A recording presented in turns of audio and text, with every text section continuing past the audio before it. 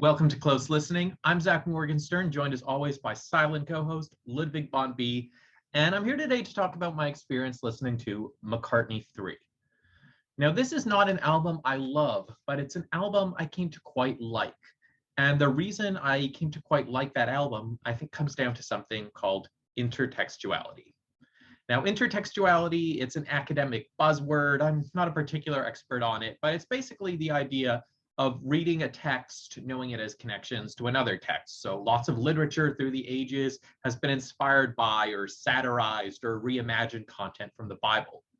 A more modern example of, very forced intertextuality is the Marvel Cinematic Universe, in that all these movies have a relationship to one another.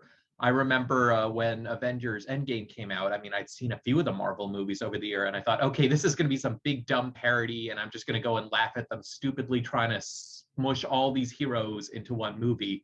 And then I went to see it, and I was really disappointed because I was like, no, this isn't ironic at all. They're actually making a serious movie with too many heroes, too many cooks in it. And I really hated Avengers Infinity War, yet everyone else seemed to like it.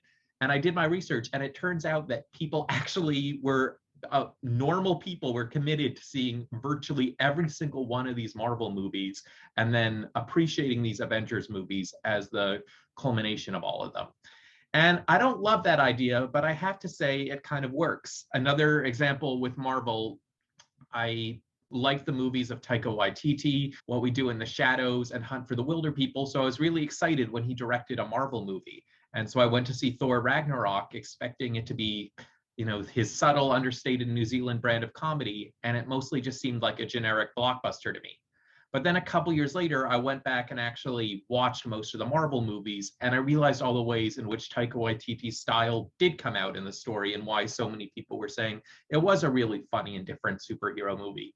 It was, but only if you could compare it to all those other Marvel movies. So anyway, my Marvel rant out of the way, I want to talk a bit about the experience of listening to McCartney III. So McCartney III, as you might gather from the title, is part of a trilogy. In 1970, Paul McCartney put out an album just called McCartney. And in 1980, he put out an album called McCartney II. McCartney I came after the breakup of the Beatles. McCartney II came after the breakup of his next band, Wings. McCartney III, I think, is more of an accident. McCartney realized he had all these ideas that could make another McCartney project, but they're not about the breakup of a band. Nonetheless, what all three of these albums in the trilogy emphasize is McCartney going solo. McCartney can play a lot of instruments, but it's really just him working with limited assistance to make the kind of sounds that come not by collaborating with John Lennon or with Denny Lane, but the songs purely from his brain, constructed purely with his hands. Now, when I listened to the original McCartney album, I was profoundly shocked and disappointed. I was really excited because it had this song I'd heard great things about on it called Maybe I'm Amazed. And that song, for the most part, didn't disappoint. I acknowledged Maybe I'm Amazed is one of the great pop rock songs ever written. But a lot of the songs on that album, they didn't have any lyrics, or they had minimal lyrics. They weren't memorable, they weren't catchy, but they were kind of nice to listen to. And it seems that Paul McCartney's commitment when it comes to songwriting, is not necessarily giving you that clear political or lyrical hook that John Lennon might give you, but rather to just make some nice music, to enjoy the process of making music. At the same time, as a musician, he wants you, the listener, to like his music. So when I hear McCartney III in conversation with McCartney I, what I hear is an album saying, how can I take the concept behind Mark McCartney I and just make it a tad more accessible? So the opening track on McCartney III is the most McCartney I style track on this record. It's called Longtailed Winter Bird. And for a while, it's just McCartney plucking an unusual chord. You can hear the strings moving. It certainly has that DIY homespun sound to it. And like the stuff on McCartney I, it's very simple. And you're like, come on, Paul, you gave us yesterday, you gave us Eleanor Rigby. Please start singing some beautiful lyrics, make this into a song. And yet about a minute into this ridiculously simple song, I thought, wait a minute, this is overly simple. And it only has one lyric, do you miss me? and yet it's profoundly catchy. So Paul McCartney has not given up on the formula from the McCartney 1 album, but he is thinking, how can I make it as appealing as possible?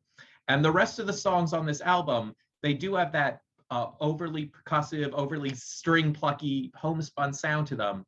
But most of them have pretty consistent lyrics throughout. McCartney is trying to find that right balance between his homespun, eccentric sound and being catchy. And it's really interesting after listening to McCartney 1 to see how it comes out all these years later on McCartney 3. The other album I listened to this intertextually with is the album that came out immediately before it, Egypt Station. So as you'll have seen, I also released a video review on Egypt Station. And, it's a rich, incredibly ambitious record. It shows that, Paul McCartney has not at all retired. His brain is still full of musical ideas. Yet, as much as I wanted to love Egypt Station, I was held back by the fact that a lot of the records seem to have a depressing tone. So a lot of that, which you can tell from the first real track from Egypt Station, which is called I Don't Know, is that Paul McCartney might have been dealing with some real depression in writing the record. And the other unfortunate part, because it's beyond his control, is that while he can still very much sing, the changes that have happened to his voice over the years seem to have given it a more depressing quality. So the second song on McCartney 3, the first real song, it's called Find My Way. It has a heavy percussive element, but it has great lyrics as well. It's a sound that keeps on growing. And unlike I Don't Know, which is a song about just living in depression, Find My Way seems to be an answer to that. It seems to be pushing yourself through that depression. And then throughout the record, even though McCartney still has all these what you could say are depressing instincts, he nonetheless tries to find little ways to keep his songs punchy, to keep them having fun. Lavatory Lil sounds like something from the Abbey Road melody, and though it doesn't quite do it for me, he's trying to be silly like back in the day. There's a real oomph to it. Deep, Deep Feeling is a very depressing song, yet McCartney is using his skills as a songwriter, saying, give them a simple lyric they can sing along to that keeps coming back, that deep, deep feeling, a sort of mantra you can meditate on, and also makes great use of rhythm to keep what on one level is a kind of sad melody really catchy. He tries to have fun with a falsetto voice on The Kiss of Venus. Seize the Day is another sort of Beatlesque melody. So all in all, this is very much a McCartney project in that he doesn't quite give you a hit, and it's very much an Egypt Station-like project in that you hear a lot of depression.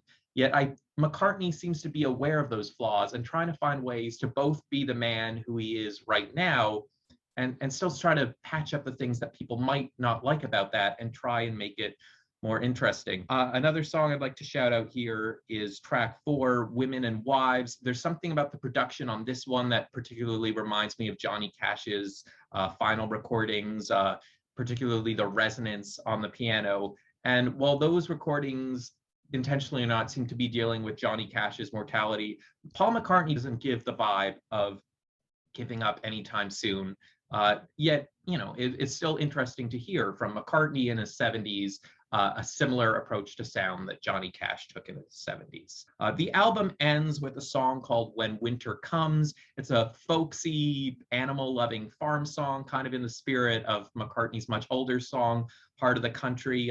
It's the one song that wasn't actually recorded in 2020 on this record. It was recorded and I guess never released back in 1992.